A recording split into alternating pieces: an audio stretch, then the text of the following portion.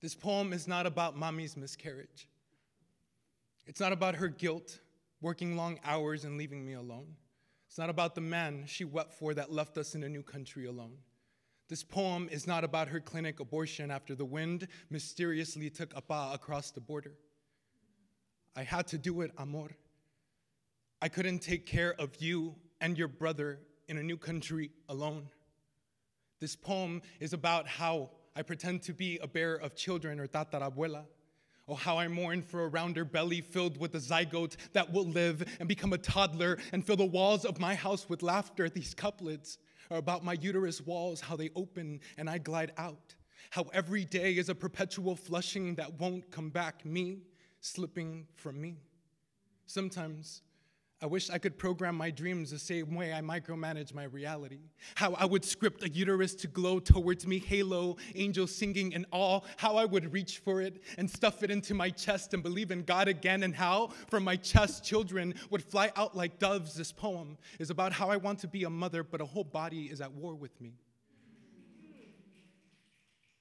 I'm out here trying to dress myself in my mother's heartbreak, wearing her red lipstick, outlining my eyes with black wings like I'm not already some kind of funeral, all on my own, trying to be this woman. Maybe I want to carry the bricks on her shoulders to know what it's like to be a brick house, anything but this milled-bodied cage. I am my own motherfucking helix of suffering and confusion, all on my own. Even on my loneliest days, even when I steal from my own mother. She walks into the house, wide smiles, and says, "Pero mi vida, you already know that everything that's mine has always been yours, even the woman inside of you." And that's when I realized that there's the woman dug beneath my rubble, this male body.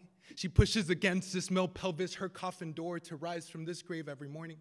She tickles the tongue, avidly finding ways to snicker or howl her way out of me. My father doesn't know I'm his daughter, too. He doesn't know how this single woman has built a whole colony in me. This woman wants my father to see all of the tiny women that she's prepared for war, even at the expense of all of them dying unseen. She is a herbologist teacher that pulls trees from seeds. She boils herbs to cure ineptitude. She is a soldier that trains the woman in me to carry guns and arms instead of men. She is wide-eyed, thick, brown, and big-lipped, the tones of mestizaje. When I was little, I would run around in circles chasing my own shadows, and I would see her in the distance, sitting at her throne, wings tucked in, while all the tiny woman in me prayed to uphold my uterus in the air as if it were a god in need of holding. They would tuck prayers into my womb to keep it alive, submerge me under ocean water during endless gender dysphoric, body dysmorphic nights. These women, they trail the streets singing, candles lit and scripts unfurled, and always clutch me when I fall out of my skin. And that's when I knew that I was a mother deity that soared down from the furthest sun. I held a mirror to my own face. This landscape of tired rubble didn't suit the moon queen I was, so I held a razor and claw, shaved feverishly to deny man the power that has caged me. My beak opened roar. I wore red blood lipstick, rewrote Bibles, and honored all of my tiny women with feathered crown pieces.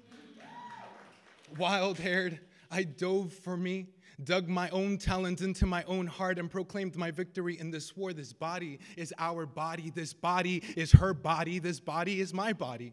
I walk into my temple, and then I see all of the tiny woman in me, chalk in hand against blackboard, solving the mystery of how I got stuck in this body and how the hell I'm going to tell my father I'm his daughter too.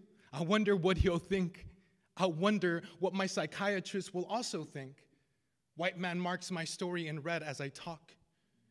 Each mark, a slap across the table, a new diagnosis. White man slurps iced coffee, tilted certificate behind leather chair, and he diagnoses me with PTSD. After avoiding deportation, being killed in a classroom, and heartbreak, I smile. I avert my attention to the desert rose mineral sitting on glass on the other side of the room, not his blue eyes. White man marks my story in red as I talk. Each mark, a slap across the table, a new diagnosis. No, doctor. I think you're wrong. My PTSD was actually born red with me. I found it in my mother.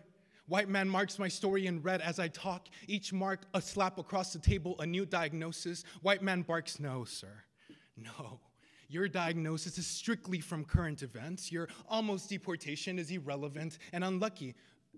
Doctor, no, I'm telling you, I know for a fact that my PTSD was born red with me. It is my mother's. The devil is my twin brother no one found. He is from my flesh. The red-horned and hoofed man that roars in my head is my brother too. White man barks, no, the devil isn't real. And your diagnosis is strictly from current events. Your almost deportation is irrelevant. It's unlucky. Mami, pregnant with me, fled Mexico to avoid dying at the hands of an angry wife, rifle in hand. The devil is my twin brother that no one found. He is from my flesh. The red-horned and hoofed man that roars in my head, doctor, is my brother. I'm telling you, gunshots pierce the air from an angry wife's rifle. Colossal rock crunches Mami's car. Mami leaves my father alone in the desert and escapes to a new country that hates us. Mami, pregnant with me, fled Mexico to avoid dying at the hands of an angry wife's rifle.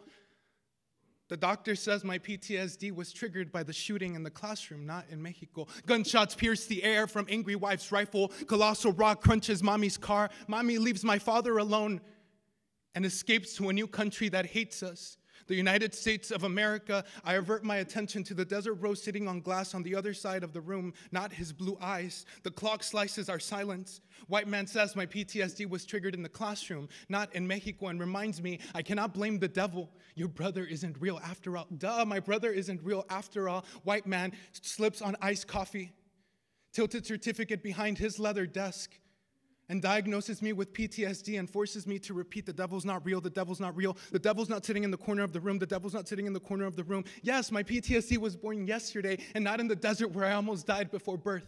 Thank you.